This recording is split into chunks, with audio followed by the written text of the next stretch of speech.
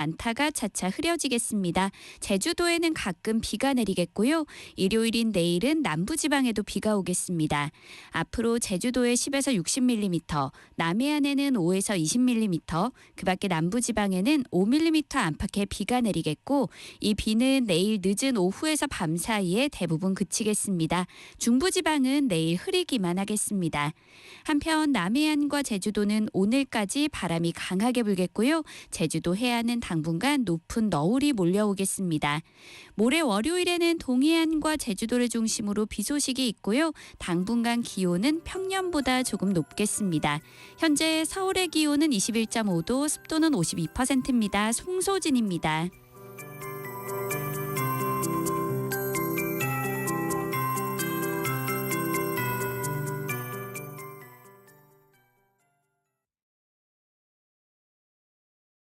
정성을 다하는 국민의 방송 KBS가 한시를 알려드립니다. AM 711kHz, FM 97.3MHz, KBS 1라디오입니다. HLKA.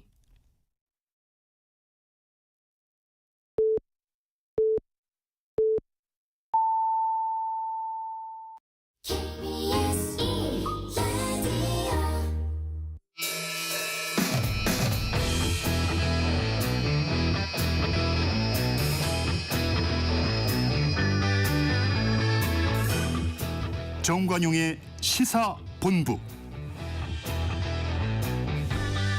2부입니다. 잠시 후 1타 경제 코너에서 경제 이슈 풀이해드리고요. 이어서 거두절미 각설하고 정치 토크로 이어갑니다. KBS 라디오의 모든 프로그램 유튜브에서도 함께할 수 있습니다. 실시간 방송 보실 수 있고요.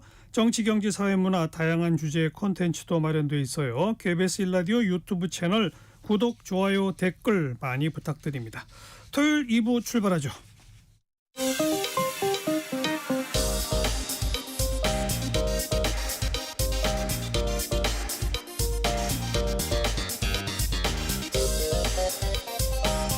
팩트체크 진짜 뉴스 정관용의 시사본부 KBS 1라디오 들어보면 압니다. 경제 이슈 풀이해드리는 1타 경제 코너입니다. 권혁중 경제평론가 나오셨어요. 어서 오세요. 네, 안녕하십니까. 10월 25일부터 실손보험 청구 전산화가 시행되는데 네.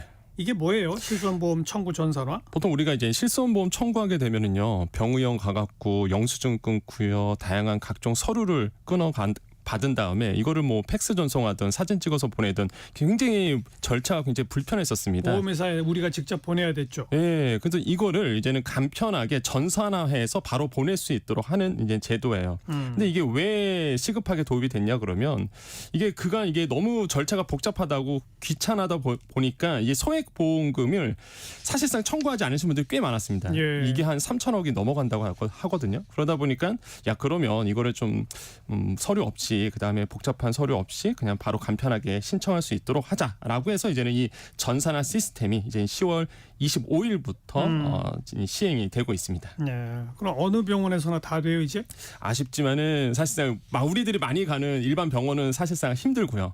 내년도 10월 25일부터 진행이 됩니다. 지금은 1년 뒤? 예, 1년 뒤부터요. 근데 지금 이제 대학병원은 다 돼 있어요. 그래서 이제는 병원급 의료기관 30병상 이상 있는 병원과 그다음에 보건소는 되는데 사실상 그러다 보니까 일반 우리가 가는 뭐 소아과라든지 의원급 있잖아요. 네. 여기에는 사실상 내년 10월 25일부터 진행이 되고요. 지금 뭐 병원 가서 이거 해달라고 해도 사실상 해주지 않습니다. 그렇기 때문에 참여율이 좀 아직 많이 저조하고요. 예. 지금 저도 이제는 실손24라는 앱이 있는데 거기에 들어가서 봤더니 다 대학병원이거든요. 지금 현재는. 그래서 대학병원에서는 지금 이 시스템이 들어왔기 때문에 가능한데 사실상 우리가 피부에 느끼기에 대학병원 아닌 곳에서는 지금 시행이 안 되고 있다. 그래서 참여율이 17.3%입니다. 허허. 그러니까 굉장히 낮아요 지금. 그래서 뭐 뉴스에서는 떠들썩하게 나오지만은 피부로 느끼기에는 조금 더 시간이 좀 걸린다라는 거 말씀드리겠습니다. 왜 그래요? 왜 그렇게 참여율이 저조해요? 일단 수수료 때문에 지금 그러는데요. 일단 이 전산 의무 기록이라고 있습니다. EMR 시스템이라고 얘기하는데 그렇잖아요. 이게 그 서류가요 전산화로 바뀌어서 보험회사 쪽으로 전송이 돼야 되거든요. 예. 그럼 이 시스템이 도입이 돼야 되겠죠. 그런데 이 시스템 도입은요 보험회사가 이제는 납부하게 돼 있습니다. 그러면 의원급 이상에서는 사실상 뭐 돈 들어가는 게 없으니까 뭐 그럼 문제가 없다라고 생각하실 텐데 문제는 그 수수료가 있어요. 그러니까 의원급 같은 경우에는 자체 EMR 시스템이 없다 보니까 상용화된 그러니까 민간에서 개발된 이 전산 의무 기록 시스템을 써야 되는데 그 비용은 어차피 보험회사가 냅니다. 근데 뭐가 문제냐? 이 민간 EMR 시스템 회사랑 보험업계랑 제가 봤을 때 지금 수수료 체계가 아마 합의가 안 됐을 거예요. 한마디로 더 받고 싶은 거죠. 일단은 민간 업체에서는 더 받고 싶은 거고 보험업계 입장에서는 덜 주고 싶은 거고 그래서 이게 지금 합의가 안 되다 보니까 일단 지금 의원급 병원 같은 경우에는 아직 도입을 좀 미뤄지고 있다. 예. 이런 게 합의가 되면은 빨리 뭐 도입이 되지 않을까 생각하고 있고요. 그다음 또 하나가 또 비하인드 스토리인데 의원들이 좀 싫어합니다, 사실. 왜 싫어해요? 이게 사실 이게 전산화가 되면 이게 소문이 그렇게 나 있어요. 혹시나 우리 의원에 대한 그 전산화가 돼 버리는 거잖아요. 그러다 보니까 뭐 매출 기록이라든지 이런 것들이 다 그대로 이렇게 모든 데이터가 혹시 옮겨갈까봐. 아니 그렇잖아도 네. 전부 다 그 건강보험에 가입돼 있기 때문에 어차피 다 전산화된 거 아니에요? 예, 그런데 이제 의원들 입장에서는 사실상 이런 어떤 뭐 어떻게 이 데이터가 흘러가는지 모르겠고 그래서 이런 내용도 있고 무엇보다 또 하나가 힘든 거죠. 왜냐하면 손님들이 그러니까 서비스를 이용하시는 분들이 의료 서비스 이용 환자들이 와갖고 이거 예. 해달라 저거 해달라 막 요청할까봐 최대한 느리게 지금 뭐 도입을 하고 있다 이렇게 보시면 되겠습니다. 아무튼 이걸 이제 청구할 때는 어떤 방법을 쓰면 되는 거예요? 가장 중요한 거는 이제 앱을 하나 까셔야 됩니다. 이게 실손 24 앱이라고 해갖고요. 지금 당장 뭐 스마트폰 여시고 플레이스토어나 아니면 앱스토어에서 실손 24라고 치시면 나오는데요. 뭐 웹페이지도 가능합니다. 그러니까 이 앱을 이제는 설치를 하신 다음에 예. 이제는 진행하시면 되는데 근데 가장 중요한 걸 좀 말씀드리고 싶은 게 그동안 우리가 잘못 알려져 있는 게 내가 이거 전산화 하고 싶어요라고 해서 의원들 입장에서 가서 그러니까 병원 가서 이거 해주세요라고 잘못 알고 계세요. 병원에 요청하는 게 아니라 아닙니다. 전혀 아닙니다. 본인이 직접 실손 네. 24란 걸 다운받아서 거기서 맞습니다. 해야 된다? 거기서 진행하셔야 돼요. 그래서 뭐 병원 가갖고 이거 아무리 뭐 간호사한테 요청해도 의원들 입장에서는 이거 안 해요 이렇게 말할 수밖에 없는 거고요. 그래서 실손 24라는 앱을 다운로드 하신 다음에 예. 거기에 들어가서서 이제 여러분의 그 전산화된 데이터를 보험회사 쪽으로 이제 전송하시면 되거든요. 처음에 이제는 가입하게 되면요 회원 가입을 먼저 하셔야 되고요. 거기에서 이제는 최초 진료 일시를 좀 선택하도록 돼 있더라고요. 저는 들어가 봤더니 했더니 그게 좀 어려울 것 같아요. 내가 최초 진료를 언제 받았는지 기억도 안 날 것 같은데 예. 이거를 선택해야 되겠고 그 다음에 이제 보험 계약이 나옵니다. 그래서 내가 어떤 실손 보험이 들었는지 요거를 이제 선택할 수 있고 그다음에 병원 선택할 수 있는데 근데 대리인 청구도 됩니다. 그래서 아마 저도 마찬가지고요. 우리 부모님의 그 진료비를 내가 이제 대리 청구할 수 있거든요. 예. 근데 여기서 중요한 게 뭐냐면 이런 용어가 나옵니다. 피보험자 이렇게 나오거든요. 위임하는 자 이렇게 나오는데 이게 또 헷갈릴 수가 있어요. 사람분들에게서 제가 좀 알기 쉽게 설명드리면 피보험자라는 용어가 나오면 간단하게 이렇게 생각하시면 됩니다. 그냥 피보는 사람. 그러니까 다친 사람 이렇게 이해하면 이해가 빨라요. 예. 왜냐하면 용어가 자꾸 나오니까 보험 용어가 나오니까 많은 분들이 헷갈려하세요. 그래서 피보험자 나오면 내가 아니라 뭐 내가 됐든 간에 일단 다친 사람, 피보는 네. 사람 이렇게 이해하시면 조금 빠르게 이해를 할 수 있을 것 같고 그래서 이제는 뭐 대리인 청구하면 이런 용어가 자꾸 나오다 보니까 이제 말씀을 드렸고 그래서 이제는 뭐 전산화를 이제 진행하시면 되겠고요. 그러면 그 모든 서류가 다 전산 처리돼요? 그렇진 않습니다. 이게 진료비 계산서 영수증, 진료비 세부 산정 내역서, 처방전 요것만 있어도 사실상 뭐 진료비 청구하는 거는 문제는 없는데 이것만 하면 되는 거죠, 뭐. 그런데 이런 경우가 있어요. 이게 입원하셨던 분들은요. 입원. 입원 같은 경우는 진단서까지 띄우라 그러거든요. 근데 진단서는 전산화가 안 됩니다. 아하. 그러면 지금은 안 되기 때문에 이런 진단서는 추가 서류잖아요. 이거를 받아서 병원 쪽에서 받아서 내가 스캔을 하던 아니면 뭐 사진으로 찍던 간에 따로 보내셔야 되고요. 예. 그 다음에 약제비 계산서랑 영수증 안 됩니다. 그러니까 약국 광고 있잖아요. 이거는 지금 전산 처리가 안 돼. 이거는 내년도 10월 25일부터. 그럼 지금은 안 되잖아요. 그럼 지금은 이제 사진을 찍어서 뭐 스캔을 해서 따로 올려주셔야 된다는 거 말씀드리겠고 예. 올리는 거는 실손 24 앱에서 그냥 올리시면 됩니다. 다운로드한 거를 올리셔서 보험회사 쪽으로 전송을 하시면 되겠고 그래서 지금 좀 아쉬운 거는 약제비가 좀 빨리 됐었으면 좋았을 텐데. 그래야죠. 그래서 지금 약제비 영수증은 별도 제출이라는 알겠어요. 거 기억하셔야 되겠습니다. 이게 그러니까 금년 10월 25일 이후에 발생한 진료비 내역부터 가능한 거예요? 과거 것도 가능한 거예요? 과거 거 안 됩니다. 안 되죠? 네, 10월 25일 그러니까 올해 10월 25일 이후 발생한 진료비 내역부터 가능하고요. 예. 근데 이런 건 가능해요. 내가 예를 들어서 이제 오늘 병원을 갔다 왔는데 내가 잊고 있었던 거예요. 그러면 3년 이내에만 신청하시면 됩니다. 이게 아하. 소멸시효가 3년이거든요. 그래서 이거는 원래부터 있었어요. 원래 여러분께서 만약에 병원을 갔다 오셨으면 내가 보험 청구 깜빡 잊었잖아요. 예. 그럼 3년 이내에만 신청하시면 됩니다. 그래서 청구권 소멸시효가 3년이기 때문에 그런데 알겠어요. 요거를 꼭 기억하셨으면 좋겠습니다. 아무튼 지금 시행하고 있는 병원이 너무 적은 게 제일 네, 큰 너무 적습니다. 문제니까 빨리 좀 확산돼야 되겠고 네. 더 궁금한 점 있으면 어디다가 문의하면 되나요? 일단 가장 쉬운 거는 보험회사 콜센터 쪽으로 걸어 보시는 게 이제 가장 빠르다라고 말씀을 드리겠고요. 그래서 가장 좀 강조드리고 싶은 게 병의원급 가갖고요. 나 이거 왜 안 되냐 저 안 되냐 하면은 굉장히 귀찮을 겁니다. 그래서 정부가 이런 얘기를 하거든요. 의료기관 가서 물어봤자 아무 소용 없다. 그러니 이제 보험회사 콜센터 쪽 아니면 전송대행기관 쪽으로 전화를 해보시라고 강조를 하고 있어요. 그래서 이런 부분도 아셔갖고요. 그 의원 가셔갖고 병원 가셔갖고 물어봤자 이거 아무 얘기 못 들으니까요. 네. 예, 꼭 기억하셨으면 좋겠습니다. 보험회사 콜센터로 문의해라. 네. 권혁중 경제평론가였어요. 고맙습니다. 네, 감사합니다.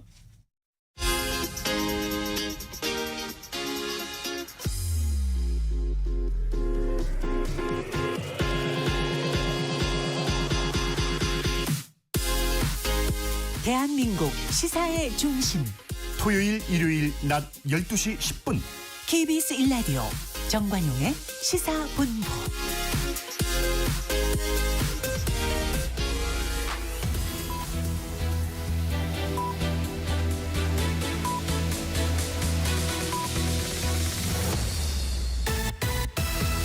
고두절미 각설하고 고고고 갈 때까지 가보자.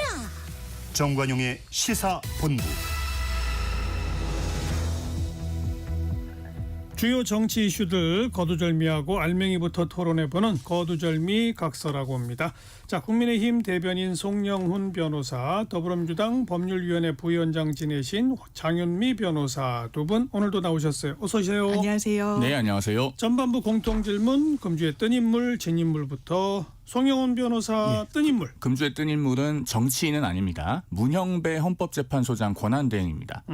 이번 달 24일 그러니까 그저께죠. 헌법재판관들이 이제 헌법재판소장 권한대행으로 일단 선출을 했는데요. 헌재 소장 권한대행이 됐다고 왜 금주의 뜬 인물이냐? 이분이 언제까지 헌법재판소장 권한대행을 할지 알 수가 없습니다. 즉 5부 요인 중에 한 명이 된 것인데 경우에 따라서는 상당히 긴 기간 할 수도 있는 그런 상황에 놓였죠. 즉 국회가 빨리 헌법재판관 후임자를 선출해야 되는데 예. 지금 뭐 여야가 각 한 명씩 추천하고 나머지 한 명 합의를 할지 아니면 뭐 민주당 주장대로 2대1로 합의를 선출할지 이것조차 합의가 안 되고 있는 상황이기 때문에 문형배 재판관이 권한대행하는 기간이 상당히 장기화될 수 있어요. 그런 점에서 헌법재판관 후임자 선출을 조속할 필요가 있다라는 것을 촉구하는 의미도 아울러 담아서 예. 금주의 뜬 인물로 선정을 해봤습니다. 네. 그 세 명이 지금 공석인 거잖아요. 네. 결국은 1대1대1이냐 2대1이냐 그거 쟁점 그거 하나죠. 맞습니다. 민주당은 꼭 2대1이어야 돼요.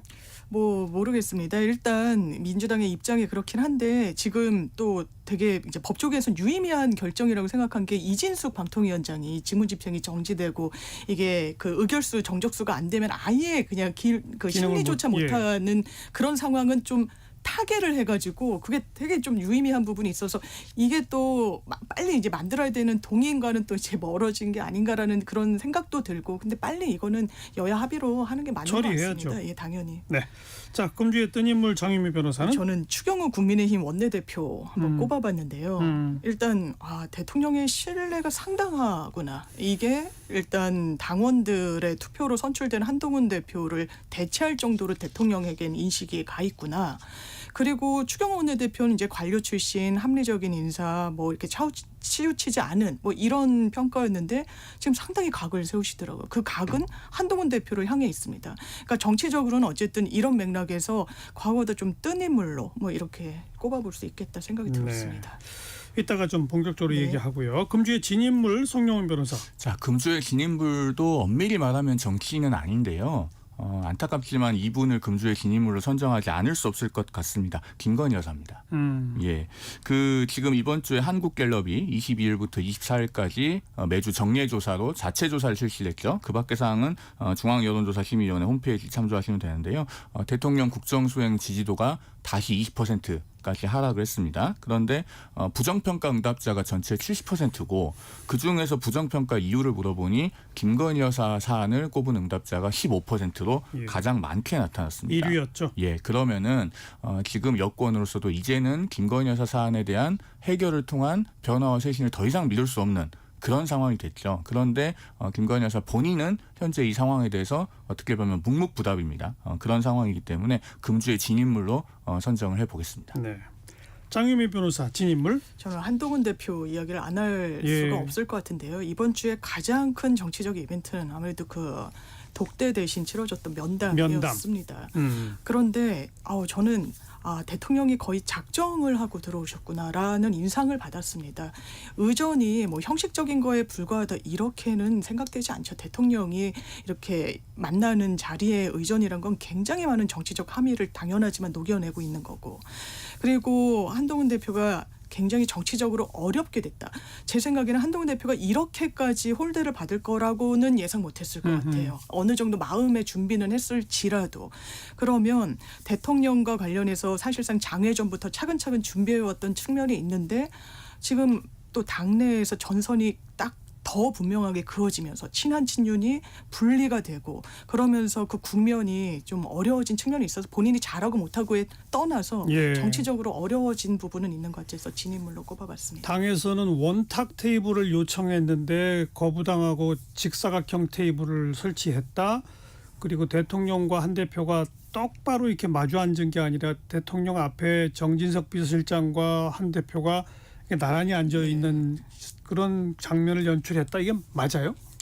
테이블이 뭐가 중요하겠습니까? 중요한 건 테이블이 아니고 그 대화에서 어떤 내용이 논의가 되었고 결과가 어떤 것이냐. 그리고 그 결과가 지금 국민들께서 바라고 계시는 그 민의에 응답하는 것이냐가 중요한데 아직까지는 그 응답이 이루어지지는 않고 과정에 있는 것 같습니다. 그래서 그 과정이 그러면 어느 정도 남은 것이냐 이제 이게 중요할 거고요.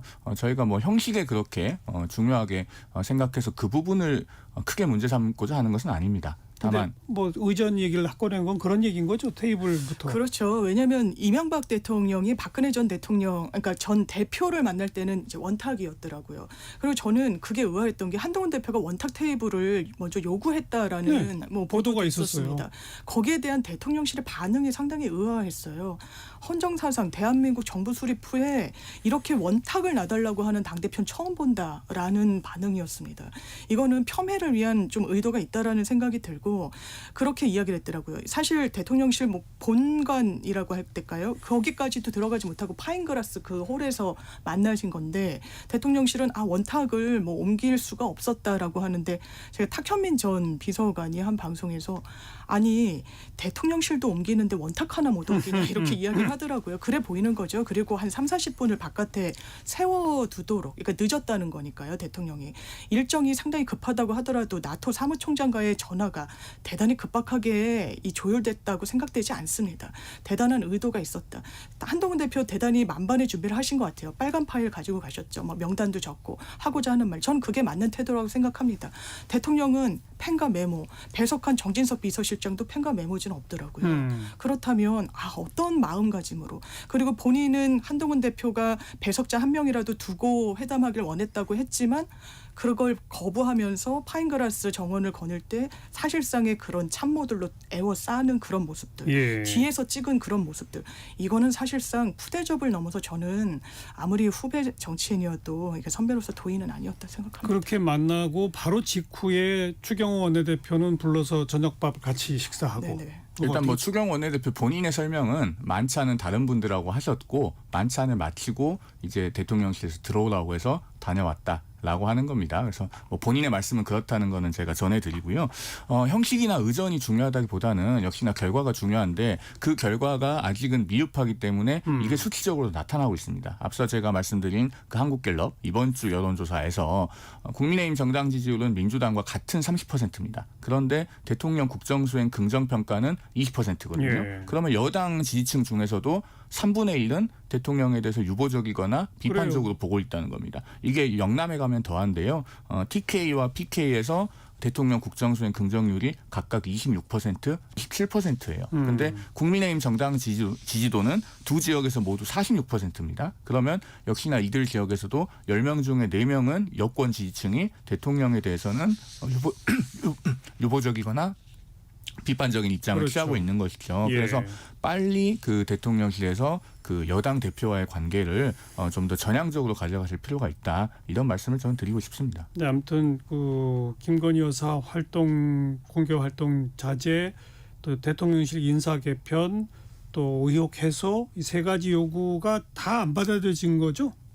활동 중단에 대해서는 지금 일단 뭐 현재도 많이 줄이고 있다라고 하는 것이 이제 대통령의 답변이라고 알려져 있는데요. 제가 봤을 때는 이것은 활동 중단 선언이 필요하다고 봅니다. 왜냐하면 이게 지금 처음 나온 문제면은 뭐 활동 자제 정도로 할 수도 있을 텐데 사실은 총선 기간 동안에 김건희 여사는 한동안 국내 공개 활동을 중단하다시피 했었습니다. 그랬는데 총선 이후에 다시 또 공개 행보를 했고 그것이 이제 마포대교 사진으로 예. 어떻게 보면은 논란이 대두된 것 아니겠습니까? 그러면 과거에 이미 그런 사례가 있기 때문에 이제는 뭔가 명확하게 선을 그어주셔야 된다라고 생각합니다. 국가 원수가 뭔가 정상회담을 할 때 그 의전을 위해서 동석하는 대통령 배우자로서의 역할 뭐 이런 것까지 지금 하지 말라는 이야기는 아니지 않습니까? 그것만 해라는 거죠, 그러니까. 그러니까 적어도 국내에서 어떤 공개 행보를 통해서 논란을 일으킬 소지는 이제 좀 정리를 해야 되는 것이 아닌가 하는 생각이 드는 것이죠. 대통령실 인사 개편 요구도 뭐 조목조목 명단과 사유를 적어서 달라고 했다면서요? 그 누가 문제되는 인사들이고 어떤 이야기들이 나오고 있는 건지에 대해서는 한동훈 대표가 구체적으로 설명을 한 것으로 알고 있습니다. 그런데 왜 다시 조목조목 적어달라고 그랬죠? 그러니까요. 제가 봤을 때는 물론 대통령실에서는 대통령 라인 이외의 어떤 다른 라인이 존재한다는 그런 루머 자체를 인정할 수는 없는 그 입장은 충분히 이해합니다. 그러나 그렇다고 하더라도 인사에 대해서는 논란이 있다면 우리가 복무감찰이나 어떤 공직기강 점검 차원에서 확인을 하고 들여다보고 나아가서 기강 확립을 위한 선제적인 조치를 할 수 있는 것 아니겠습니까? 사실 한동훈 대표가 그 최고위원회의 모두 발언을 통해서 이런 부분을 선제적인 조치라고 하는 명분도 제시를 한 상황입니다. 그래서 대통령실에서 한 번 더 이 부분을 숙고해 주시는 것이 지금 국민 여론에 응답하기 위해서는 필요하지 않을까 하는 생각을 말씀드립니다. 송 변호사는 이제 당 대표를 대신한 대변인으로서 대통령실을 향해 다시 한번 이제 촉구를 하고 있는 거. 이 말은 다시 한번 촉구하고 있다는 얘기는 모든 요구사항이 거절당했다 그거죠? 그렇죠. 지금은 한동훈 대표가 대단히 조목조목 이미 이야기한 것 같아요. 이거보다 어떻게 구체성을 구체적으로, 띄워서 예. 이야기를 합니까? 8명의 명단까지 이야기를 했다라는데요. 그런데 대통령실에선 구체적으로 얘기를 못하고 있으니까 그걸 다시 한번 적어와봐라. 이거는 하지 않겠다는 소리에 그렇죠. 진배 없는 거고요. 한동훈 대표에게는 저는 좀 정무적으로 이 국면에서 좀 아쉬웠던 게 국회로 가지 않았잖아요. 왜냐하면 그 핵심 참모분들이 국회에서 대기를 하고 있었던 것 같더라고요. 그리고 기자들도 한동훈 대표께서 직접 브리핑할 수도 있었다라고 예상하고 있었는데 그냥 집으로 귀가한 거 아닙니까? 그때 한번 승부수를 띄워볼 수 있겠다는 생각이 저는 개인적으로 듭니다. 왜냐하면 이건 타개가 어려워요. 이렇게 다시 한번 재차 그리고 진심을 담아서 요청을 해도 이게 거절당할 상황으로 예측이 됐다면 한동훈 대표 앞에 놓인 선택지도 많지 않거든요. 그러면 지금 와서 당정 관계는 잘 가져가지만 그래도 김건희 여사 문제를 어쩌고저쩌고 이거 이미 실기했어요. 그리고 김건희 여사가 공개 행보 안 한다고 해가지고 국민들이 그러면 윤석열 정부 지지해야겠다. 이런 국면은 이미 지났습니다. 특별감찰관도 마찬가지라고 생각해요. 한번 막을 수 있는 기회들이 있었는데 그걸 대통령실이 번번이 하지 않았던 거죠. 그러면 한동훈 대표 앞에 저는 일단 특검이 대안이라고 생각하는데 그 부분과 관련해서 진정성 있게 논의를 해야 국민 눈높이, 국민의 힘이라는 말의 의미에 대해서 본인이 느끼는 어떤 그런 진정성들 국민들이 같이 공감하실 겁니다. 그런 게 없으면 공감 못할 겁니다. 네. 제가 좀 두 두 가지만 말씀드리면 뭐 촉구라고 표현하셨는데 촉구라기보다는 여당 대변인이 간곡하게 부탁을 드리는 것이죠. 촉구는 아니고요. 지금 그 장 부위원장께서 한동훈 대표가 그날 그 회동을 마치고 국회로 왔어야 되지 않느냐 이렇게 말씀을 하시는데 정치 지도자의 언행은 중요하고 결정적인 순간에는 좀 쉼표의 미학이 있어야 됩니다. 그 다음 날 아침에 일정 하나를 변경을 했는데 그것과 관련해서 이제 관계자 설명이 옛날로 치면은 숙고하기 위해 산에 들어갔다. 이렇게 표현을 했죠. 그래서 그날 저녁과 다음 날 오전에 좀 이렇게 숙고의 시간을 갖고 그다음에 또 장 부위원장께서 승부수라고 표현하셨습니다만 사실 뭐 딱히 승부수라기보다는 정도를 계속 걸어가는 게 맞지 않겠습니까? 그래서 다음 날 오후에 이제 밝히기를 오직 국민만 보고 민심에 따라 피하지 않고 문제를 해결해 가겠다. 이렇게 하지 않았습니까? 그리고서 그 행보의 일환으로 지금 특별감찰관도 적극적으로 요구를 하고 있죠. 그러니까 그런 맥락에서 우리가 봤으면 합니다. 그 특별감찰관 원래 대통령실에 이제 두도록 되어 있는데 국회가 추천을 해야 하는데 북한 인권재단 이사 추천과 맞물려서 지금 계속 몇 년째 안 되고 있는 사안인데 그거랑 연계하지 말고 특별감찰관을 빨리 국회가 추천하도록 하자라는 게 한동훈 대표의 입장인데 추경호 대표는 이건 의원총회에 한번 붙여봐야 됩니다. 그래서 이제 의원총회에서 표대결로 가느냐 마느냐 뭐 이런 거죠. 그렇죠. 지금 표대결로 하면 정말 분란은 가속화될 겁니다. 이게 들어봤더니 국민의힘 분들이 이야기를 하는데 당론이었다라고 하더라고요. 이 북한 인권재단과 이 특별감찰관을 연동해가지고 처리를 하는 게. 그러니까 이 당론을 다시 한번 번복하기 위해서는 의원총회에 추인이 있어야 되는 건데 통상적으로 박수로 의결을 받는 과정을 할 것인지 아니면 그냥 표결로 갈 것인지 한 보도에 따르면 추경호 원내대표는 표결까지도 염두에 두고 있다라는 거고 원내 지도부가 그러면 사실 지금은 뒷짐을 지고 있는 의원들이 더 많아 보여가지고요. 딱 친윤계라고 지금 한 100일 정도가 당대표가 됐는데 정말 친윤이라고 할 수 있는 중진 그리고 좀 무게감이 있는 그런 의원들은 좀 부족한 거 아니냐는 이런 지적도 나오잖아요. 비례 초선 위주여서 그렇다면 박수를 했을 때는 그게 어떻게 될지 갈피를 안 잡히는 거고 그러니까 또 한동훈 대표 측에서는 이거 전당원 투표로 해보자. 이게 중요 사안은 한번 당원 투표에 할 수 있는 당원 당규가 있으니까 그러면 이거는 일단 처음부터 잘못됐다고 생각되는 게 특별감찰관으로 이 위기는 타개가 되지 않을 겁니다. 그런데 이 이슈에 함몰되는 것 자체가 국민들께 또다시 저는 실망감을 드릴 수 있다고 생각합니다. 어떻게 표대결로 갑니까 안 갑니까? 일단 그 이전에요. 저희 당의 당론은 제가 잘 알지 않겠습니까? 그 당론이었다고 말씀하시는데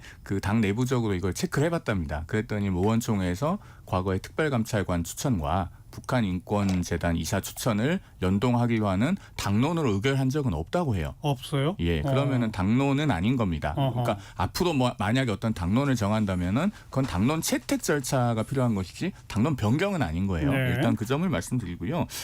저는 북한 인권재단 이사 추천 물론 중요하다고 생각합니다. 지금 2016년에 북한 인권법을 여야 합의로 통과시켰는데 8년째 출범을 못 하고 있어요. 국민의힘은 5명의 이사 추천 명단을 이미 국회의장에게 제출한 지가 좀 됐습니다. 그리고 통일부 추천 이사 2명은 이미 추천돼 있고요. 그런데 지금 야당이 8년째 추천을 안 하고 있죠. 앞으로도 안 할 것 같습니다. 지금 우크라이나에 17살, 18살 된 그 북한의 어린 군인들이 파병돼 있는데 그것도 민주당은 제대로 규탄하지 않잖아요. 추천하지 않을 거라고 생각하는데 그렇기 때문에 연동지으면 안 된다고 보는 것이죠. 왜냐하면은 국민들께서 그걸 계속 연동지어서 하겠다고 하면 아니 민주당은 이사 추천 안 할 게 뻔한데 그럼 특별감찰관 5년 내내 안 할 거냐? 안 하겠다는 거 아니냐? 문재인 정부 5년 내내 특별감찰관 임명 안 하는 것과 뭐가 다르냐? 이렇게 물으실 거예요. 그런 물음표를 계속 쌓아가서는 곤란한 것이죠. 아니 그 설명은 다 들었고 그래서 표결로 가요 안 가요? 표결에 대해서는 제가 봤을 때는 만약에 개인적인 생각입니다만 이 특별감찰관에 대해서 국민 여론을 뭐 여론조사 기관들에서 물어본다면은 거의 원사이디드하게 나올 거라고 생각합니다. 임명해라죠. 그렇죠. 왜냐하면 권력이 스스로 감시받겠다고 하는데 그건 당연히 국민들께서 지지하고 찬성하시는 거예요. 그러면은 국회의원들이라고 해서 국민 여론이 한쪽으로 압도적이면 그것과 많이 다른 선택을 할 수 있겠는가. 그걸 만약에 반대 의견이 상당히 존재해서 표결로 가는 상황까지 오면 그 자체를 일단 국민들께서 어떻게 보시겠는가. 그걸 좀 우리가 다 같이 숙고해야 되지 않나 하는 생각이 듭니다. 그러니까 표결로 가서는 안 된다. 아마 표결로 가는 상황이 저는 안 올 것 같습니다. 안 올 것 같다. 네. 의원총회에서 그러면 채택하는 쪽으로 가야 된다. 그런 거죠. 보통은 정당에서 박수로 당론을 정하죠. 그러니까. 근데 쉽지 않을 것 쉽지 같아요. 않을 것 같아요. 예, 의원총회에서 이거 의원들이 세게 박수칠 사안이라고 보여지지 않습니다. 왜냐하면 한동훈 대표의 어떤 개인적인 정치적 돌파구 성격이 분명히 있고 거기에 힘을 실어줄지 말지의 선택까지 이제 녹아 들어가기 때문에 아마 의원들이 선뜻 판단하기 어려울 거예요. 그러면 뭐 표 대결로 간다 하면 더 장담하기 어렵고요. 왜냐하면 예. 세 결집에 한동훈 대표가 큰 유의미한 성과를 아직까지는 못 냈기 때문에 그러면 그러니까 마지막 카드로 이거는 명분이 한동훈 대표한테 있는 싸움이라고 저는 생각합니다.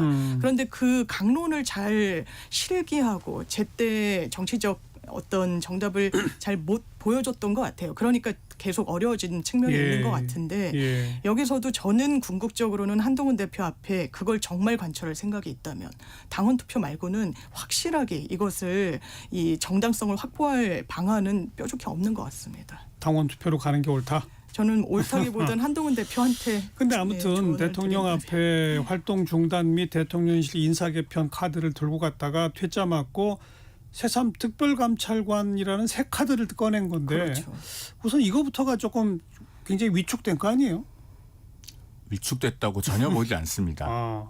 일단 장 부위원장께서 지금 실기했다고 하시는데요. 실기는 문재인 정부가 했죠. 5년 내내 한 번도 추천도 안 하고 임명도 안 했으니까요. 민주당이 압도적 다수당으로서 180석을 갖고 있던 시절에도 특별감찰관 단 한 번도 추천하지 않았습니다. 오히려 한동훈 대표는 지금 윤석열 정부가 이제 임기 반환점을 맞이하는 시점에라도 특별감찰관을 임명해서 자 우리가 이렇게 감시자를 두었습니다. 더 이상 앞으로 논란이 생기지 않도록 예. 잘 해보겠습니다라고 국민들 앞에 약속드리고 다시 한번 신뢰를 받을 수 있는 기회를 갖자는 거예요. 저는 그것을 실기라고 생각하지는 않고요. 물론 민주당 입장에서는 이렇게 생각할 수 있을 겁니다. 민주당이 바라는 어떤 변화가 100이라고 한다면 민주당 입장에서야 특별감찰관이 뭐 한 60이나 70밖에 안 된다고 생각할 수는 있을 거예요. 그러나 어쨌든 여당이 스스로 60이나 70이라도 가겠다고 하면 야당은 거기에 맞춰서 60이나 70이라도 변화를 예. 이끌어내야죠. 그것을 뭔가 부족하다고 타박을 한다면 그렇다면 뭘 할 건가라고 하는 걸 저는 좀 되묻고 싶습니다. 아니 사실. 필요한 일이고 하면 좋은 거니까 좋긴 한데 이제 지금 이제 다들 이야기하는 거는 근데 그 정도 카드로 국면 전환, 국면 반전이 되겠느냐 거기에 대한 우려인 거죠. 근데 사실 이거는. 특별감찰관이 있으면은요, 그 수석비서관 이상을 물론 감찰 대상으로 합니다만 만약에 대통령실의 어떤 비서관이나 행정관급에서 공직기강을 어지럽히는 사안이 있다면 수석비서관이 어떻게 보면은 그것을 방조하거나 지휘 책임도 있죠. 그렇죠. 그런 부분들도 있기 때문에 사실 특별감찰관이 존재하면은 그 자체로 내부에서 어떤 소위 뭐 다른 라인이라고 호사가들이 부르는 그런 것들이 일어나기는 매우 어렵지 않을까. 그래서 그 제도적 보완책으로서 의미가 있다. 저는 그렇게 봅니다. 네. 아무튼 이제 곧 열릴 국민의힘 의원총회가 어떻게 흘러갈지 일단 초미의 관심사다. 이 정도로 하고요. 잠깐 교통정보 전해드리죠. 1시 31분 향해 갑니다. 정현정 씨. 네, 먼저 고속도로 상황인데요. 경부고속도로 서울 쪽으로 통도사 하이패스 부근 1차로는 승용차 관련 사고 있어서 처리하고 있습니다. 통도사 부근에서는 화물차가 고장나 있고요. 옥산 분기점에서 청주 휴게소까지 4km가량 정체입니다. 안성 분기점에서 천천히 가고요. 수원에서 밀리고 있습니다. 반대 부산 쪽으로는 한남에서 서초, 오산에서 남사까지 막히고요. 천안 부근에서 천안 분기점까지 밀리고 있습니다. 천안 휴게소에서 청주까지는 20km 넘게 막히고 있어서 주의가 필요하고요. 앞차와의 여유 공간도 필요하겠습니다. 회덕 분기점에서 짧게 정체고요. 서울 양양고속도로는 양양으로 가는 길인데요. 덕수 3패에서 서종까지 15km가량 정체고요. 내촌 부근에서는 6km 구간 정체입니다. 서해안고속도로 서울로 들어오는 길인데요. 고인돌 휴게소 부근에서는 고장난 승용차 서 있습니다. 동서천 분기점에서도 역시 승용차가 고장나 있어서 주의가 필요하고요. 송악에서 서해대교까지 밀립니다. KBS 교통정보센터에서 정현정입니다.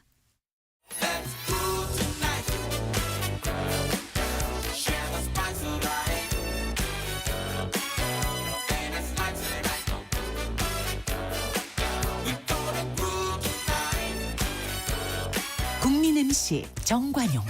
KBS 1라디오 정관용의 시사본부. 들어보면 달라요.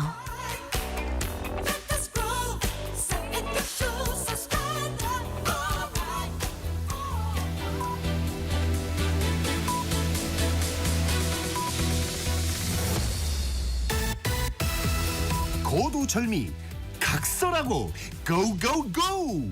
갈 때까지 가보자. 정관용의 시사본부.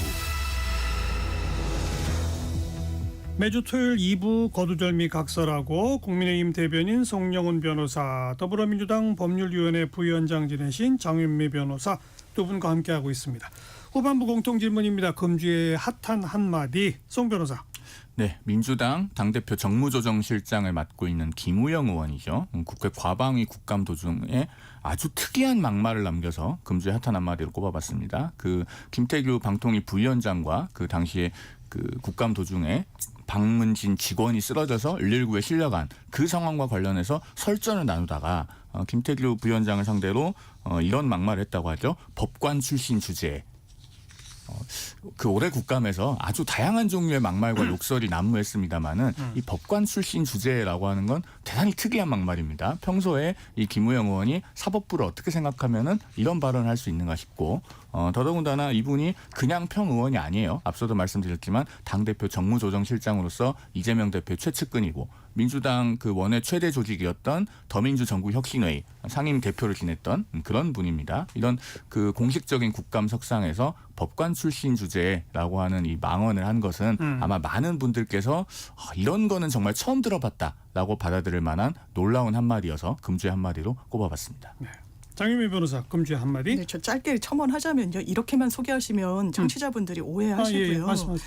김태규 이 위원장이 국감에서 이 휴정 시간에 입에 담지 못할 쌍욕을 합니다. 국회를 향해서요. 이 직원이 쓰러진 거에 대해서 XX 이러면서. 그리고 자기는 그런 말을 안 했다라고 이야기를 합니다.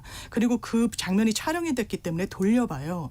그 말을 했습니다. 그래서 사과할 의향이 있냐고 했더니 하지 않았습니다. 그러면서 설전이 왔다 갔다 했던 거거든요. 저도 물론 뭐 법관 주제 이런 말에는 공감할 수 없습니다만 이 맥락을 정확히 짚어야 예. 되는 부분이 있다. 네, 말씀드리고 싶습니다. 자, 핫한 한마디, 장윤미 변호사. 저는 대통령께서 이번 주에 하신 말씀 중에 돌을 던지면 그 돌을 맞고 가겠다라고 했더라고요. 일단 어느 자리에서 나왔는지도 상당히 중요하는데 부산 금정동 범어사를 내려갔습니다. 대통령이 한동훈 대표를 만난 그 직후였어요. 그리고 그 다음 날은 한동훈 대표의 사실 공식 그 일정이 그 장소에 있어, 그러니까 범어사는 아니지만 부산 일대에서 예정돼 있었는데 대통령께서 이렇게 말씀하시더라고요. 여러 힘든 상황이 있지만 업보로 생각하고 나라와 국민을 위해서 좌고우면하지 않고 일하겠다. 돌을 던지면 그 돌을 맞고 가겠다라고 하는 건 현실 인식이 나는 옳은 길을 가고 있기 때문에 좌고우면 흔들리지 않을 거고 다만 거기에 반하는 뭐 반개혁 세력이랄지 뭐 이런 저항의 목소리에 대해서는 돌을 던지더라도 그 돌을 맞고 가는 게 맞다라는 이 국정운영의 기조를 바꾸지 않겠다는 걸 다시 한번 재확인한 게 놀라워서 꼽아봤습니다. 네. 제가 좀 한 말씀 드려야 될 것 같아요. 일단은 그 돌을 던지면 맞고 가겠다라고 하는 대통령의 말씀을 제가 어느 분과 그걸 소재로 대화를 해봤더니 정치인은 아닙니다. 그랬더니 그분이 그러시더라고요. 아니 돌을 맞으면 아프고 멍들고 피나는데 왜 돌을 맞고 갈 생각을 하냐. 돌을 안 맞을 생각을 해야지. 저도 거기에 100% 공감합니다. 그래서 지금 한동훈 대표가 그 3대 요구사항이라고 언론이 불렸던 것, 그거를 건의를 드린 것이나 혹은 지금 뭐 특별감찰관을 조속하게 추천해서 임명해야 된다고 하는 것이나 전부 다 뭐냐면 대통령께서 돌 맞을 일 없이 그리고 자갈길을 걸을 필요가 없이 갈 수 있도록 하는 어떤 솔루션을 제시하는 겁니다. 그러면은요 대통령실에서도 뭐가 대통령께 궁극적으로 근본적으로 도움이 되는 길인가를 숙고해서 대통령께 적극적으로 건의드려야 됩니다. 예. 자, 아까 그 뭐 국정감사장에서의 어떤 그 상호 공방 얘기가 나온 김에 국정감사가 이제 끝났습니다. 네. 이번 그 임기 국회 임기 첫 번째 연도의 국정감사 좀 평가를 해보세요. 뭐 언론의 평가는 뭐 그냥 고성 막말만 난무했다 이거던데요. 그런데 사실 정말 민생을 다루는 현안들을 짚는 의원들이 없지 않은데 저도 이제 국회를 출입했었습니다만 그런 부분은 아무래도 기사 가치로 치면은 좀 덜 중요하다고 인정되는 부분이 있고 그래서 조망이 안 되는데 그럼에도 불구하고 이번 국감은 김건희 여사를 빼놓고는 설명되지 않습니다. 이를테면 이 부분도 어떻게 보면 민생이랑 연동되는데 제가 좀 놀랬던 게 대통령이 뭐 백인의 시민으로부터 질문을 받는다 뭐 이런 행사가 있었던 기억이 나요. 각 부처별로 이제 국무위원들도 자리를 하는데 이거는 기본적으로 정부에서 정부에서 기획하는 행사 이런 건 2천만 원이 넘잖아요. 그러면 공개 입찰을 해가지고 그걸 투명하게 선정을 해야 되는데 다 쪼개놨어요. 이 섹션별로, 이 장소별로. 예. 그래서 2천만 원이 되지 않게 낮추고 이걸 부처별로 수의계약으로 한 부분이 있습니다. 또 저도 국감에서 이번에 유의미하게 나왔던 게 대통령이 순방 많이 가시는 것도 뭐 비판 목소리가 높습니다만 독일 순방은 갑자기 취소를 했었거든요. 그때도 무슨 갈등 국면이 있고 해서 그랬는데 그때 뭐 대관이나 뭐나 행사장을 빌려놓은 게 있었기 때문에 그때 문 위약금이 5억 9천만 원인가 뭐 이렇습니다. 이게 다 국민 세금이에요. 그러면서 사실 명태균이란 사람이 등장하면서 여사에게 일정을 뭐 이래저래 무속과 연관지어서 뭐 자문을 했더니 그걸 따랐다. 그래서 뭐 앙코르와트를 안 갔다. 뭐 엘리자베스 여왕 장례식장을 안 갔다. 이런 것도 국감의 한 축이었는데 그런 연장선상에서 그러면 갑자기 순방 일정을 그 국가에 대한 예의도 아닌데 바꾸고서는 이런 돈까지 국민 혈세를 쓰는구나. 이런 건 좀 국감의 유의미한 좀 지점이었다고 성과였다? 생각합니다. 우리 장윤미 부위원장께서는요. 사실 그 민주당 패널 분들 중에서는 거의 가장 많이 공부를 하시는 패널이셔서 이런 내용들을 이제 쭉 말씀하실 수가 있는데 사실 어제부로 이제 대부분 상임위의 국감이 끝나지 않았습니까? 운영위 같은 겸임 상임위만 빼놓고는 다 끝났는데 그래서 저도 오늘 금주의 뜬 인물을 선정할 때 사실은 당을 막론하고 초당적으로 좀 국감 스타라고 할 수 있을 만한 의원들을 꼽아보려고 했어요. 없죠 지금. 없습니다. 솔직히 말해서. 여야를 막론하고 예, 없습니다. 저는 예. 뭐 소수 야당 그 소속이라도 선정해 보려고 했는데 그러니까 지금 장 부위원장께서 말씀하신 그런 내용들이 열심히 이렇게 신문을 들여다보시는 분들은 알 수 있지만 사실 그걸 누가 말했는지가 기억에 남을 정도로 스타 국감 의원이 있어야 되는데 정말 한 명도 없는 그런 국감이었다. 그래서 올해 국감이야말로 정말 정쟁만 난무하고 뭔가 어떤 고성과 막말만 기억에 남는 그런 예. 국감이었던 것 같아서 참 아쉽습니다. 자, 한동훈 대표 얘기 아까 좀 이어서 이재명 대표와 만나자 이제 아마 11월 15일로 예정된 1심 선고 이전에 만날 것으로 예상이 되는데 이거 이제 대통령 만나러 가기 직전에 또 이걸 계획을 발표했단 말이에요. 어떤 의미가 있다고 보세요? 그냥 또 넘겨짓기로는 대통령 만나러 가는 길에 나 이재명 야당 대표 만날 거야. 내 요구사항 안 들어주면 우리 특검법 통과시킬지도 몰라. 뭐 이거예요? 뭐예요? 그런 의도로 대통령실은 100% 받아들인 것 같고요. 그런 의도가 저는 1도 없었다고 보기는 어려울 것 같고 이제 국민의힘에서는 이재명 대표가 되게 절묘한 타이밍에 왜 또 이 제안을 했느냐라고 했는데 한동훈 대표께서 또 받으신 거잖아요. 제가 이제 김종혁 최고위원도 방송 등에서 설명을 하기를 좀 수긍이 되는 측면은 원래 만나기로 했던 거고 양당 대표가 종전에 만났을 때도 계속 지속적으로 만나기로 했으니까 이제 그 제안의 연장선상에서 만약에 대통령과 회동을 갖고 그 결과가 굉장히 안 좋았을 때 이 제안을 받으면 마치 등 떠밀려서 받는 듯한 인상을 그런 오해를 국민들께 드릴 수도 있으니 선제적으로 받고 가자 뭐 이런 측면이었다라고 말씀을 하시더라고요. 근데 그럼에도 불구하고 워낙 갈등 국면이 대통령실과 세다 보니까 이걸 조금 조율하는 게 어떻겠느냐. 그래서 정무적 판단은 좀 잘 됐다 잘못됐다 좀 뭐 의견이 분분한 것 같습니다. 아니 저는 김종혁 최고위원이 그 설명과 판단이 맞다고 생각합니다. 왜냐하면은 그거를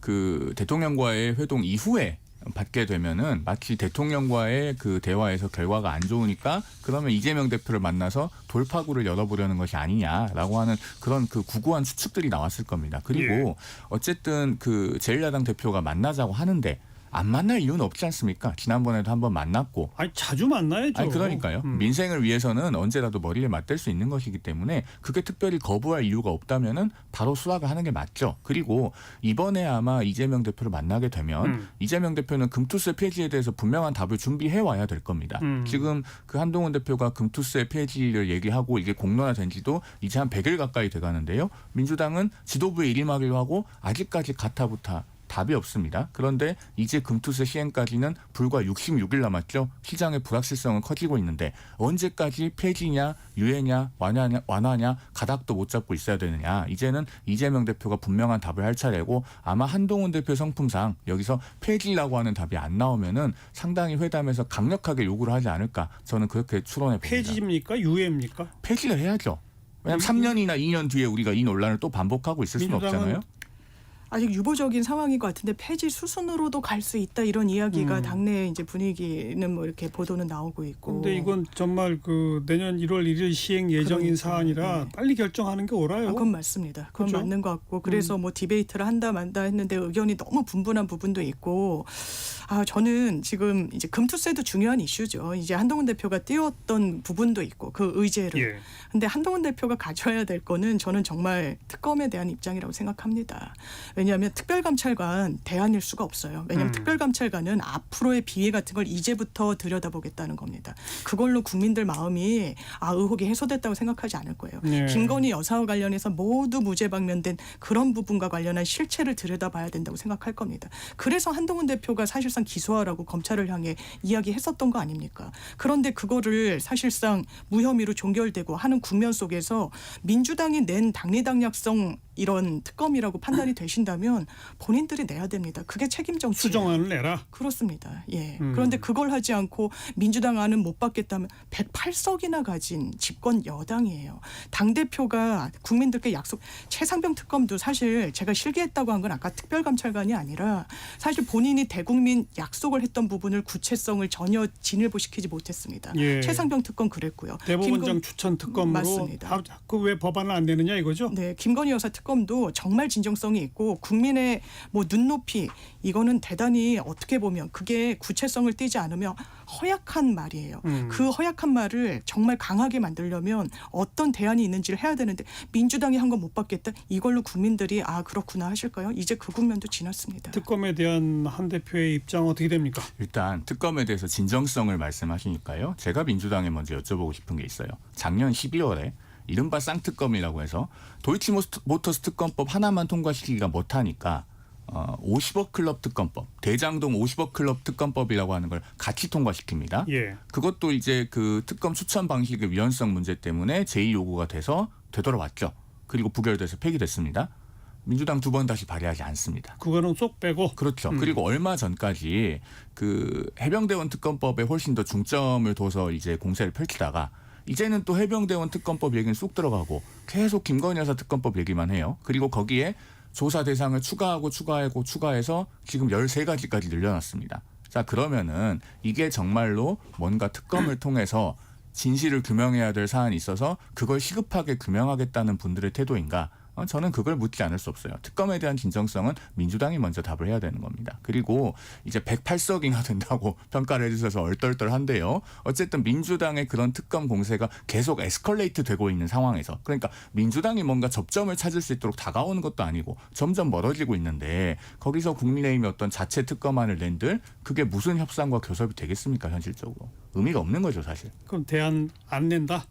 그리고 아니 국민을 향해서 민주당이 고집 부리는 민주당 추천 특검 말고 이런 특검으로 한번 가보는 게 옳지 않겠습니까? 라고 하면 국민 상당수가 박수치면 민주당도 변하지 않을까요? 가사제가 예를 들어보겠습니다. 이건 어디까지나 가상의 사례고 국민의힘이 그렇게 하겠다는 건 아니고 제 개인적인 생각입니다. 만약에 국민의힘에서 도이치모터스 사안만 쪼개서 그거 하나만 가지고 제3자 추천 뭔가 중립적인 방식의 특검을 하겠다고 누군가가 제안을 한다면 민주당이 그거 받겠습니까? 왜냐하면 저희는 그걸 비슷한 걸 이미 해봤습니다. 민주당 안 받아요? 받을 수도 있죠. 왜냐하면 지금 절충안 내겠다고도 하니까요. 지금 4표 이탈표만 더 나오면 김건희 여사 특검법은 통과가 재표결에서 되는 겁니다. 지금 오히려 어떻게 보면 저는 한동훈 대표한테 정치적 시간이 많이 남아있지 않다고 생각해요.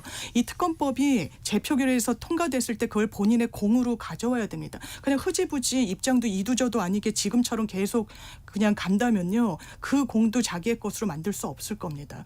본인이 그냥 소극적인 의미에서 이번에는 엄청나게 표단속을 했었다는 거죠. 김건희 여사 특검과 관련해서. 그러니까 대통령을 만나서도 이번에는 제가 표단속을 했습니다만 어떻게 될지 모릅니다. 근데 어떻게 될지 모릅니다 해서 그치고 그냥 뭔가 본격적인 정치적인 선택을 하지 않으면 그거는 한동훈 대표가 잘해서 내지는 못해서 뭐가 됐다라고 평가되지 않는 거예요. 지금 한동훈 대표는 특검과 관련해서 민주당이 정말 문제가 있으면 내면 되는 거예요. 그리고 민주당이 만약에 한동훈 대표가 지금 내기 어려운 상황이라면 민주당이 그럼 절충안을 내겠다. 그리고 이게 정치적인 특검이다. 13 두세 가지 안이 들어가서 동의하기 어렵습니다. 김건희 여사의 이런 의혹이 실체를 띠면서 점점 불거지고 눈덩이처럼 커지는데 국회가 야당이 그걸 들여다보지 않으면 그거야말로 직무유기인 거죠. 야당이 들여다보겠다고 하니까 문제인 거죠. 특검을 왜 야당이 말꼬리 잡지 고릅니까? 마십시오, 아니 진짜. 말꼬리를 잡는 게 아니고 그건 굉장히 중요한 겁니다. 왜냐하면요. 아니, 그러니까 대안을 내라는 거죠. 예, 제가 말씀드릴게요. 우리가 정말로 진실을 규명하는 게 중요하면요. 그 진실을 규명하는 방법에 있어서도 객관적이고 공정한 걸 아주 중요하게 생각합니다. 그래야지 그 결과를 누구든지 의문이 없이 받아들일 수 있거든요. 논란이 없습니다. 그런데 계속 지금 특검이 다람쥐 쳇바퀴를 도는 이유가 뭡니까? 민주당이 야당 추천 특검만 고집하기 때문에 그렇습니다. 예. 제가 조금 전에 말씀드리다가 아니, 그러니까 그러면 여당이 생각하는 대안을 제출하라. 그러니까 제가 조금 전에 말씀드리다가도 끊어졌는데 제가 비슷한 걸 해봤다라고 말씀드리다가 끊어졌잖아요. 그 비슷한 걸 해봤다는 게 뭐냐면 해병대원 특검법 사안에 관해서 대법원장 추천 특검을 하겠다고 하니까 민주당이 무늬만 제3자 특검법을 제출했잖아요. 그러니까 대법원장의 손만 빌릴 뿐 야당이 무제한으로 비토권을 가져서 후보가 마음에 안 들면 몇 번이고 돌려보낼 수 있고 그중에서도 야당이 2명을 고르는 특검법을 또다시 제출을 했습니다. 그러면은 이건 특검 추천 방법에 대해서 협의가 불가능하다는 걸 보여주는 사인이거든요. 알겠습니다. 협의가 불가능하니 대안을 낼 수 없다. 아니다. 협의할 수 있으니 대안 빨리 내봐라. 지금 이렇게 부딪히고 낼 수 있는 건데. 낼 수 없다기보다는 내도 의미 없다. 그렇죠. 현재는 그렇게 보이는 거죠.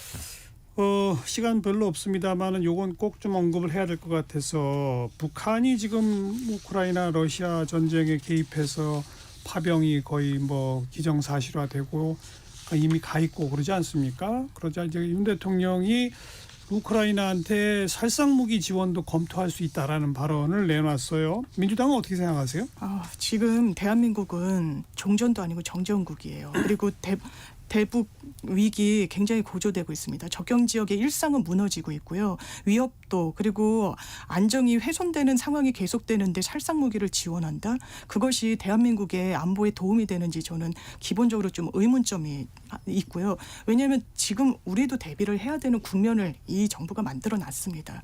그리고 지금 러시아와 북한이 굉장히 밀접하게 이제 유착하고 이런 부분과 관련해서 대한민국의 위기가 커지는데 너무 이른바 몰빵 외교, 지금 러시아와 계속 대화가 지속적으로 되는 것인지 이런 부분을 완충시킬 어떤 대안은 있는 것인지 강대강으로 가는 게 외교의 정답은 아님에도 불구하고 이 정부는 외교에서 지나치게 선명함을 보여준다. 그리고 그 무슨 살상무기 한기호 의원도 거의 무슨 북계를 뭐 공격을 해가지고 심리전을 펼쳐야 된다 이런 문자를 보내서 또 문제가 됐었는데 이거는 대한민국 국민들의 안보를 생각하는 그런 부분에 대한 무게감이 별로 없어 보입니다. 뭐 방금 언급하신 그 문자까지 포함해서 그러니까 우크라이나의 살상무기 지원 또 일각에서 이야기가 나왔습니다만 우크라이나에 러시아에 가 있는 북한군을 공격하자 어떻게 생각하세요? 그 한기호 의원의 개인적인 의견일 뿐이고 대한민국 정부의 공식 입장이 아닙니다. 이미 다 정부에서도 부인했고. 그건 딱 정리합시다. 그렇죠. 그리고 지금 그 살상무기 지원에 관해서는요. 살상무기를 지원하겠다라고 하는 것과 살상무기 지원을 검토할 수도 있다는 천지차이입니다. 그리고 그 대한민국이 지금 이건 북한이 아주 그 우리 안보를 중대하게 위해하는 행위를 한 거거든요. 왜냐하면 그렇죠. 그 파병으로 인해서 사실 이제 북한과 러시아 간의 그 포괄적인 전략적 동반자 협정 조약 이게 이제 제4조에 보면은 이제 군사 지원 조항이 있는데 이게 현실화될 수 있는 문제 아니겠습니까? 이미 현실화되고 있는 거죠. 그런데 사실은 이제 그 조약에 의한 것은 아니니까요. 왜냐하면 러시아가 침공을 당한 건 아니잖아요. 그러니까 그 조약에 의한 것은 아니라고 해석을 해야 되는데 어쨌든 현실화될 수 있고 그 파병의 반대급부로 예를 들면 ICBM의 대기권 재진입 기술 이런 게 이전이 된다든가 하면은 우리 안보에 굉장히 중요한 문제입니다. 그러면은 대한민국 정부도 바로 살상무기 지원까지 나아가지 않더라도 이런 걸 검토할 수도 있다라고 해서 러시아에 대해서 어떤 외교적인 압박 카드로 활용할 수는 있어야 된다. 저는 그렇게 생각합니다. 그래야지 러시아가 그 파병에 대한 반대급부 면에 있어서 적어도 대한민국과의 관계를 좀 충분히 고려할 수 있는 가능성이 생기지 않겠습니까? 앞으로 한반도에 뭐 이상한 그 유사시 발생하면 러시아군이 오는 거예요? 그러니까 그럴 가능성도 지금 나오고 있잖아요. 왜냐하면 북한이 러시아를 도왔기 때문에 만약에 북한과 대한민국이 일단 대치하게 되면 러시아가 올 수 있는 그런 빌미를 외교적으로 어쨌든 제공하게 되는 측면이 있다. 그럼 앞으로 한러 관계는 어떻게 해가야 되는 거예요?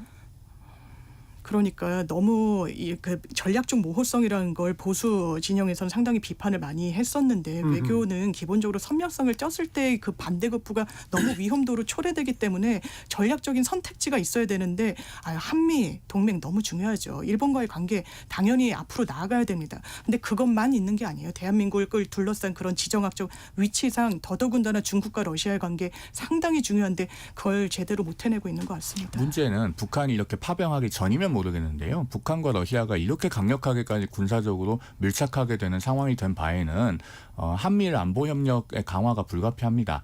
한미일 동맹을 말씀드리는 게 아니에요. 한미일 예. 안보 협력의 강화가 불가피하고 그건 그거고 예. 한러 관계는 앞으로 한러 관계는 글쎄요 당분간은 쉽지는 않아 보이죠. 이렇게까지 나온 마당에. 그러니까 그 러시아 우크라이나 전쟁이 뭐 어떤 형태로든 좀 매듭이 지어진다면 그 뒤에 가서는 이제 한러 관계 복원을 적극적으로 또 노력해 봐야 될 텐데 적어도 지금 상황에서는 이렇게 우리 안보에 중대한 위해를 가하는 파병이 일어난 상황에서는 그것을 규탄하고 할 만은 해야 된다고 생각합니다. 오히려 민주당은요. 지금 북한 김정은이 그 북한의 17살, 18살 되는 소년병들을 사지로 몰아넣고 있는데 규탄 논평 한 개가 없어요. 어떻게 저는 대한민국 원내 제1당이 그럴 수가 있는지 잘 모르겠습니다. 규탄 논평 없었나요? 제가 찾아봐야 될 것 같은데요. 당연히 규탄을 하는 거고 지금 북한이 단순히 용병 제공에 끝나는 게 아닙니다. 지금 기술을 이전받을 수도 있는 것이고요. 예. 실전 경험을 익힌다는 건 상당히 남한한테는 그 대한민국에는 좋지 않은 징표예요. 거기에 대해서 이 정부가 대안을 갖고 있는지 모르겠습니다.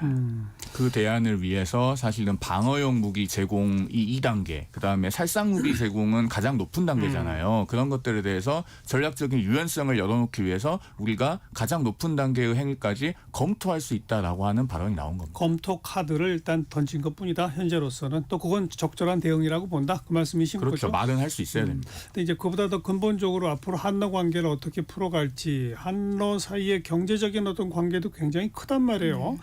이것조차를 완전히 그냥 다 단절시켜 버려야 할지 어떨지 정말 큰 숙제가 떨어진 거라고 볼 수 있을 것 같네요. 자, 거두절미 각설하고 오늘 여기까지 합시다. 국민의힘 대변인 송영훈 변호사,